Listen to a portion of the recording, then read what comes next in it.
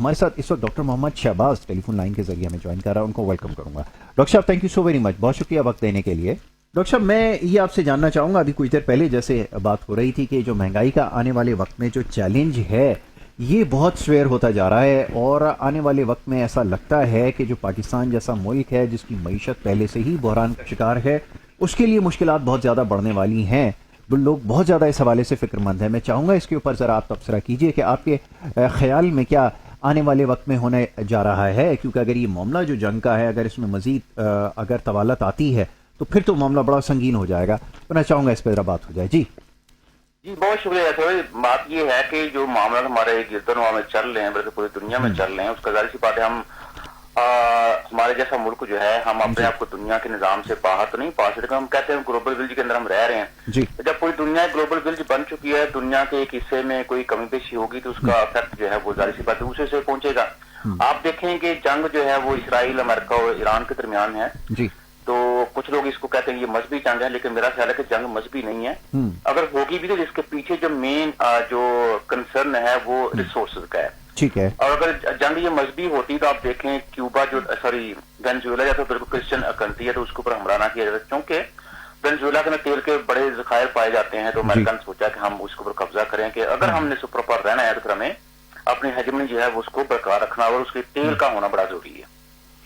अच्छा, ये ईरान की तरफ जी जी। ईरान जो है इसके अंदर भी दुनिया के तीसरा बड़ा मुल्क है जहाँ ऑयल रिजर्व पाए जाते हैं। ऐसा ही है। अब पाकिस्तान में इसका असर कैसे हुआ है कि देखिए हमने बारह कहा कि ठीक है जी हमारे पास 28 दिन का तेल जो है वो रिजर्व में पड़ा हुआ है, लेकिन जो ही जंग लगी तो हमने तेल की कीमतों में 20.66% हमने इजाफा कर दिया। अब मेरा कंसर्न ये है छोटा सा, अगर हमने 28 दिन का तेल जो रिजर्व में रखा हुआ था तो अभी जंग को लगे 2 दिन हुए, उसके बावजूद हमने तेल की कीमतों में वो इजाफा कर दिया तो वो रिजर्व जो है वो कहाँ गए? बिल्कुल अगर तेल की कीमतों में इजाफा होगा 20.66% तो क्या इसका असर जो है वो महंगाई के ऊपर नहीं होगा, बल्कि इसका असर जो मल्टीपल टाइम्स होके एंड कंज्यूमर तक पहुंचेगा, जिसमें आम आदमी भी आता है। बिल्कुल ऐसा ही है। हम थोड़ा सा तकाबली जायजा करें, जाहिर मुख्तलिफ ममालिक ने अपने इकोनॉमीज का तेल की कीमतों में इजाफा किया तो उसके अंदर इंडिया और अफगानिस्तान जो है उन्होंने तेल की कीमतों में इजाफा नहीं किया।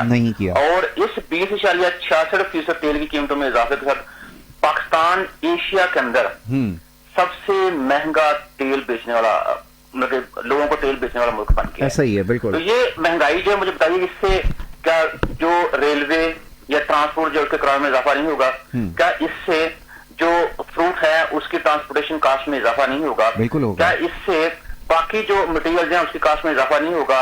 हर तरह से इजाफा होगा उसमें, और जारी बात ये महंगाई की फॉर्म में बाहर निकलेगा।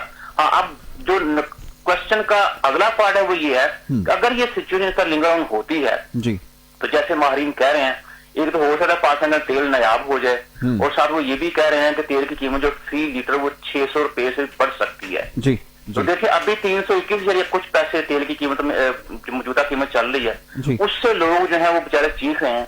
जब तेल की कीमतों में 600 रुपए फी लीटर तक इजाफा हो जाएगा तो आप इमेजिन कर सकते हैं कि उस वक्त आम आदमी जो है, बल्कि आम क्या सारे लोग, बिल्कुल ऐसा ही है, सर्वाइवल के ऊपर बात आ जाएगी। पाकिस्तान दुनिया का बाद मुल्क है, जब तेल की कीमतों में इजाफा होता है तो मल्टीपल टाइम जो है महंगाई को doctor my question is where is your contingency plan and where is your economic plan कि आपको ये डिटरमिन करना भी आपके लिए इतना मुश्किल हो गया है कि आपने अपने इकोनॉमिक डायरेक्शन को किस तरफ लेकर जाना है। कंसर्न तो ये हमारा है कि आपका जो प्लान है वो प्लान आखिर है क्या, और ये जो सिचुएशन जो काफी अरसे से इमर्ज हो रही थी इसके लिए आपके पास कोई प्लान क्यों नहीं था? देखिए वो प्लान तो मैं अक्सर औकात जो है वो आपसे हमारी बात होती है और टीवी प्रोग्राम के अंदर भी बात होती है कि हमारा एजेंडा जो है वो ये नहीं है कि हमने मुल्क की जो इकोनॉमी है उसकी डायरेक्शन जो है उनको स्टेबलाइज करना है। हमारा एजेंडा ये होता है कि मैं 2 दफा प्राइम मिनिस्टर बन जाऊं, मैं 3 दफा प्राइम मिनिस्टर बन के हिस्ट्री बनाऊं, मैं 2 दफा प्रेसिडेंट बन जाऊं, हिस्ट्री बनाऊं, और मैं अपने 5 साल पूरे करूं।